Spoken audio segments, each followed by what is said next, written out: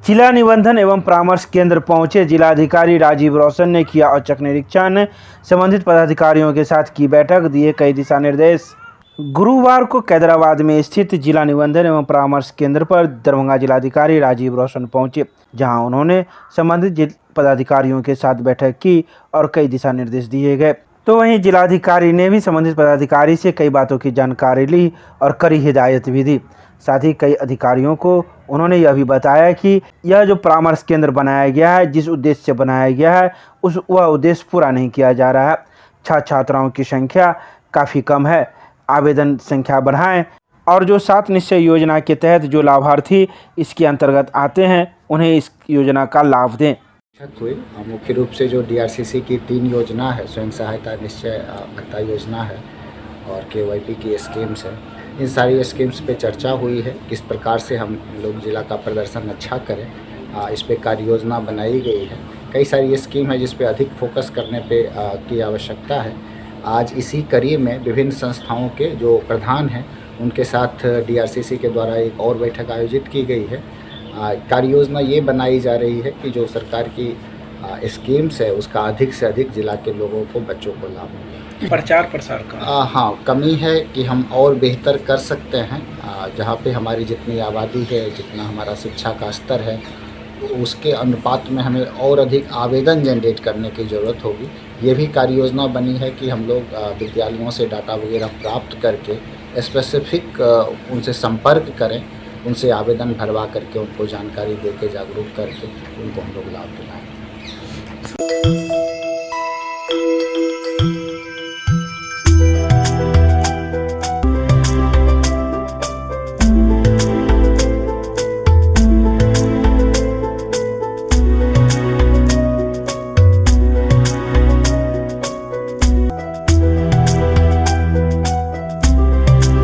लहरियासराय में स्थित धरना स्थल पर जिला जनता दल एवं नगर जदयू के द्वारा आरक्षण विरोधी भाजपा का पोल खोल कार्यक्रम का किया गया आयोजन। पटना हाई कोर्ट ने नगर निकाय चुनाव को रद्द कर दिया। हाई कोर्ट ने अति पिछड़ा वर्ग को आरक्षण देने के मसले पर इस चुनाव पर रोक लगाई है, जिसे लेकर अब बिहार सरकार सुप्रीम कोर्ट में चुनौती देने जा रही है।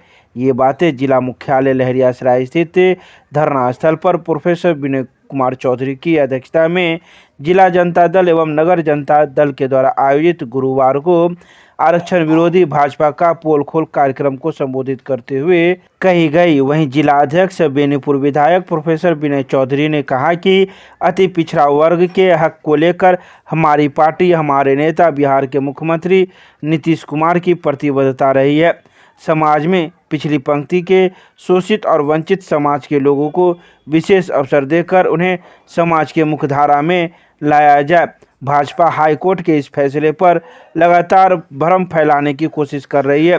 प्रोफेसर चौधरी ने कहा कि महागठबंधन की सरकार बनने के बाद अलग थलग पड़ चुकी भाजपा अपनी राजनीति जमीन खिसकने से घबरा गई है। और आप हमारा पुतला दहन कर रहे हैं।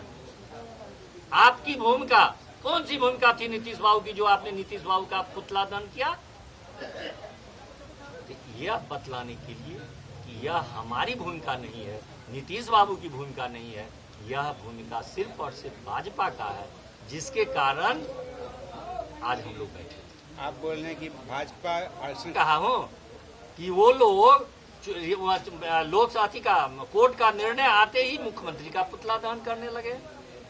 भाई आपके आदमी गए थे, आप बताइए ना कि वो आपका पदाधिकारी नहीं है। वो सुशील कुमार मोदी जी बता देना, हमारे राष्ट्रीय अध्यक्ष तो उनसे पूछे हैं, उसका जवाब वो देना। वो जवाब तो देंगे नहीं, उसका जवाब देना कि वह आदमी जो कोर्ट में गया था वह आपका आदमी है या नहीं, वो कोर्ट में लड़ा, वो पैसा कहां से आया, ये जवाब वो देना।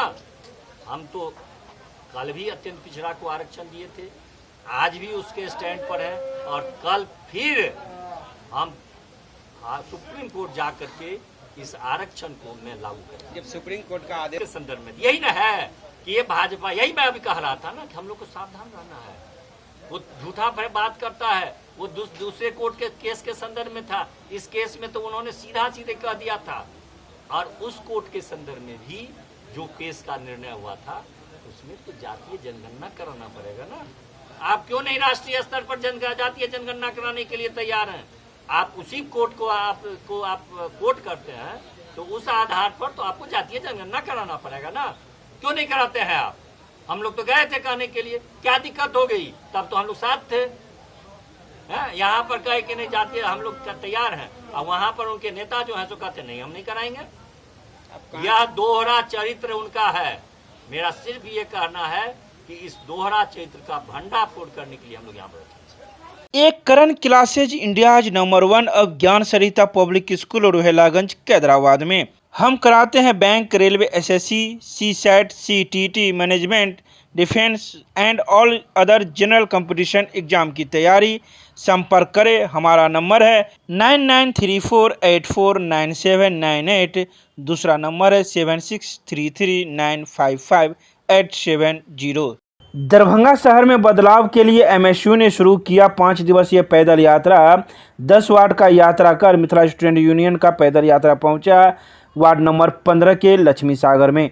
मिथिला स्टूडेंट यूनियन के द्वारा पूर्व निर्धारित कार्यक्रम के तहत दूसरे दिन की पैदल यात्रा वार्ड नंबर 23 से शुरू होकर वार्ड 22 से 10, 11, 19, 12, 13, 14 होते हुए वार्ड नंबर 15 के लक्ष्मी सागर में रात्रि विश्राम के लिए रोका गया। यात्रा का नेतृत्व मिथिला स्टूडेंट यूनियन के राष्ट्रीय प्रवक्ता अमन सक्सेना कर रहे हैं, जबकि यात्रा की अगुवाई मिथिला स्टूडेंट यूनियन के पूर्व राष्ट्रीय अध्यक्ष अविनाश भारद्वाज कर रहे हैं। यात्रा में शामिल पदयात्रियों ने कहा कि मिथिला स्टूडेंट यूनियन लोगों को जागरूक करने का काम कर रही है। आज से 100 साल पहले दरभंगा क्या था? जब बड़े बड़े राज्य के पास हॉस्पिटल नहीं था तो दरभंगा डीएमसीएच की स्थापना की गई थी, लेकिन आज की तारीख में डीएमसीएच में एक इंजेक्शन और दवाई तक उपलब्ध नहीं है। डीएमसीएच में इलाज नहीं होने के कारण आज पूरा दरभंगा प्राइवेट हॉस्पिटल के जाल में बिछ चुका है, जहां लोगों का शोषण किया जाता है। इस यात्रा में मिथिला स्टूडेंट यूनियन के दरभंगा जिला अध्यक्ष वीरेंद्र कुमार, नगर अध्यक्ष अर्जुन कुमार, अंकित भारद्वाज, अनिश चौधरी, नवीन सोनी, आदित्य मंडल, रमन पासवान, चंटू पासवान, अभिजीत भारद्वाज, प्रवीण झा, मुरारी मिश्रा, गौतम चौधरी आदि कई एमएसयू सेनानी मौजूद रहे। देखिए, मिथिला स्टूडेंट यूनियन के द्वारा 5 दिवसीय पद यात्रा का शुभारंभ 12 तारीख को किया गया था। आज हम लोगों ने वार्ड नंबर 23 से पद यात्रा की शुरुआत, दूसरे दिन की पद यात्रा की शुरुआत की है, जिसमें हम लोगों ने वार्ड नंबर 22, 10, 11, 12, 13, 14 होकर 15 में आकर हम लोग स्टे करने का काम करेंगे। रात्रि विश्राम हम लोगों का वार्ड नंबर 15 लक्ष्मी सागर मोहल्ले में है। हम लोगों का एकमात्र उद्देश्य है कि जो दरभंगा आज से 100 साल पहले संपन्न था, जो दरभंगा अपने अतीत पर गर्व महसूस करता था, वर्तमान हालत में दरभंगा की स्थिति पूर्णतः चौपट हो चुकी है। पूरा दरभंगा जल जमाव से त्रस्त है, पूरा दरभंगा जाम से त्रस्त है। एक भी सरकारी हॉस्पिटल नहीं है जहां पर हमारी माँ बहनों को अच्छा स्वास्थ्य सुविधा मिले। एक भी सरकारी स्कूल ऐसा नहीं है जहां पर हमारे बच्चों को अच्छी शिक्षा मिले।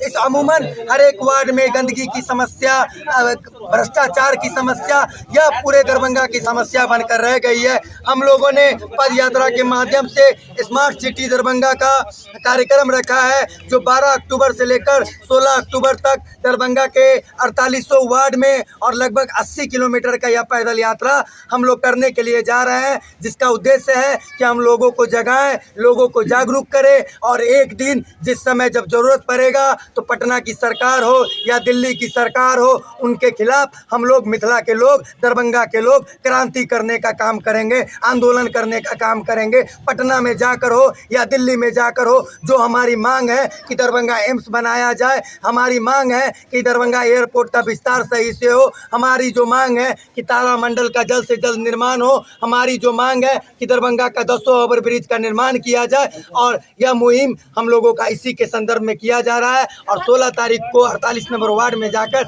इसका समापन किया जाएगा। केमिस्ट्री क्लासेज रोहेलागंज सब्जी मंडी कैदराबाद दरभंगा। हमारे यहाँ होती है IIT, JEE, medical, 11, 12, BSc honours और सब्सिडरी की पूरी पढ़ाई। संपर्क करें डॉक्टर जय कुमार। मोबाइल नंबर है 9470278724। सीएम कॉलेज में 2 दिवसीय योग प्रतिस्पर्धा प्रतियोगिता का हुआ समापन समारोह। गुरुवार को सीएम कॉलेज में 2 दिवसीय योग प्रतिस्पर्धा प्रतियोगिता कार्यक्रम का समापन एवं सम्मान समारोह संपन्न हुआ, जिसमें मुख्य अतिथि के रूप में मिथिला विश्वविद्यालय की प्रतिकुलपति प्रोफेसर डॉली सिन्हा मौजूद रही।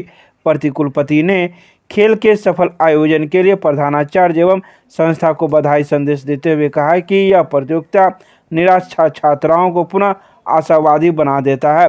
योग विद्या को एक विद्या के रूप में खेल कैलेंडर में शामिल किया गया, जिससे विश्वविद्यालय में अध्ययनरत लगभग 5 लाख विद्यार्थियों के लिए योग के क्षेत्र में रोजगार के भी अवसर प्राप्त होंगे। प्रतिभागियों की कम उपस्थिति को उन्होंने निराशाजनक बताया, लेकिन इस आशय के साथ आगामी वर्ष में प्रतिभागियों की संख्या बढ़ेगी। इस अवसर पर विश्वविद्यालय के उप खेल पदाधिकारी डॉक्टर अमृत कुमार झा ने 40 प्रतिभागियों में से वरीय स्थान प्राप्त 16 प्रतिभागियों को उनके द्वारा प्राप्त स्थान के आधार पर बधाई देते हुए यह प्रतिस्पर्धा को एक शुरुआत मात्र बताई। दरभंगा के दोनार चौक के पास स्थित एक रेस्टोरेंट में ख्यातिलब्ध पत्रकार एवं समाजसेवी स्वर्गीय राम गोविंद प्रसाद गुप्ता की 87वीं जयंती पर संगोष्ठी का किया गया आयोजन।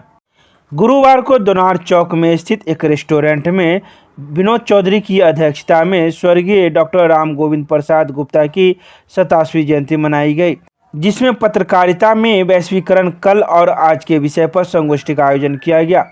पत्रकारिता का पैमाना वैश्वीकरण से तय नहीं किया जा सकता। पत्रकारिता इससे प्रभावित जरूर हुई है, पर वो अपने लक्ष्य से भटकी नहीं है। ग्लोबलाइजेशन की बदौलत भारतीय मीडिया का फलक विस्तृत हो गया है। इसी की देन है कि आज अमेरिका के लोग दरभंगा जैसे छोटे शहरों की खबर भी आसानी से पढ़ रहे हैं। फिर भी हिंदुस्तान की पत्रकारिता और पश्चात पत्रकारिता का अंतर अभी भी बना हुआ है। पत्रकारिता की आत्मा भारत में ही बसती है। ये बातें मुख्य वक्ता के रूप में मिथिला विश्वविद्यालय के राजनीति शास्त्र विभागाध्यक्ष डॉक्टर जितेंद्र नारायण ने ख्यातिलब्ध पत्रकार स्वर्गीय राम गोविंद प्रसाद गुप्ता की 87वीं जयंती के मौके पर कही। तो वहीं इस अवसर पर कई गणमान्य लोग भी मौजूद थे, जिन्होंने अपनी अपनी बातें रखी। दरभंगा नगर में डेंगू के प्रकोप को देखते हुए दरभंगा नगर निगम के नगर आयुक्त ने निगम के कर्मियों को जागरूकता अभियान चलाने के दिए निर्देश। गुरुवार को दरभंगा नगर निगम के नगर आयुक्त कुमार गौरव के निर्देश में दरभंगा नगर निगम में विभिन्न प्रकार के माध्यमों से, जैसे स्वच्छता में प्रयोग किए जाने वाले वाहनों द्वारा सभी वार्डों मोहल्लों में ऑडियो का प्रसार, नगर के प्रमुख चौक चौराहों पर फ्लैक्स होर्डिंग और स्वच्छता कर्मियों द्वारा हैंड बिल वितरण इत्यादि से प्रिवेंटिव मेजर के रूप में जागरूकता अभियान चलाने के निर्देश दिए। साथ ही नगर के सभी छोटे एवं बड़े नालों में एम्फोसिस नामक एंटी लार्वा केमिकल का छिड़काव प्राथमिकता के आधार पर करवाया जाए। गौरतलब है कि सामान्य रूप से पूर्व में करवाए जा रहे एंटी मॉस्किटो फॉगिंग को सभी मोहल्लों एवं वार्डों में अभियान के रूप में चलाया जा रहा है। दरभंगा के सांसद गोपाल जी ठाकुर ने power grid corporation of India limited के अधिकारियों के साथ दरभंगा परिसदन में की बैठक। गुरुवार को लहरियासराय में स्थित परिसदन में सांसद गोपाल जी ठाकुर ने power grid corporation of India limited के अधिकारियों के साथ बैठक की। यह बैठक केंद्रीय विद्युत और नवीन एवं नवीकरणीय ऊर्जा मंत्री आर.के. सिंह के मिथिला के केंद्र दरभंगा में 20 अक्टूबर को होने वाले प्रस्तावित कार्यक्रम को लेकर थी। इस संबंध में उन्होंने कहा कि डीएमसीएच परिसर में ऊर्जा मंत्रालय भारत सरकार के PGCIL द्वारा लगभग 16 करोड़ की लागत से निर्माण किए गए पावर ग्रिड विश्राम सदन का केंद्रीय मंत्री लोकार्पण करेंगे। उन्होंने निरीक्षण के दौरान विश्राम सदन के सभी तल, लिफ्ट सहित पूरे परिसर में भ्रमण किया एवं वस्तुस्थिति से अवगत हुए। Power grid corporation of India limited द्वारा निर्माण किए गए उत्तर बिहार के इस अत्याधुनिक 5 मंजिले विश्राम सदन में 56 कमरे एवं 260 बिस्तरों की व्यवस्था की गई है। उन्होंने यह भी कहा कि विश्राम सदन waiting lodge, hall, lift, parking आदि सभी मूलभूत संरचनाओं से सुसज्जित है। सीपीआई के पूर्व विधायक अब्दुल सलाम की पत्नी के निधन पर जताया गया शोक। गुरुवार को भारतीय कम्युनिस्ट पार्टी सीपीआई के पूर्व विधायक, पूर्व जिला मंत्री, स्वतंत्रता सेनानी अब्दुल सलाम की पत्नी रुबैदा खातून का 94 वर्ष की उम्र में निधन हो गया। वे लंबे समय से बीमार थी। उनके निधन पर सीपीआई के जिला मंत्री राजीव कुमार चौधरी, विश्वनाथ मिश्र, शत्रुघ्न झा, चंद्रेश्वर सिंह, एटक के सह संयोजक सुरेंद्र नारायण मिश्र, सीपीआई के नगर मंत्री रामनाथ पजियार, एआईएसएफ के जिला सचिव शरद कुमार सिंह, जिला अध्यक्ष शशि रंजन सिंह, महताब आलम आदि ने शोक व्यक्त करते हुए कहा कि कॉमरेड रुबेदा खातून के निधन से पार्टी को काफ़ी क्षति हुई है। कॉमरेड रुबेदा खातून ने पूर्व विधायक व पार्टी के पूर्व जिला सचिव अब्दुल सलाम को काफ़ी मदद करती थी। वह उनको सामाजिक और राजनीतिक कार्यों में भी पूरी निष्ठा से मदद करती रहती थी। वे आजीवन पार्टी की सदस्या रही है। वे लंबे समय तक पार्टी जिला कार्यालय में रही एवं अंतिम सांस भी उन्होंने पार्टी जिला कार्यालय में ही ली।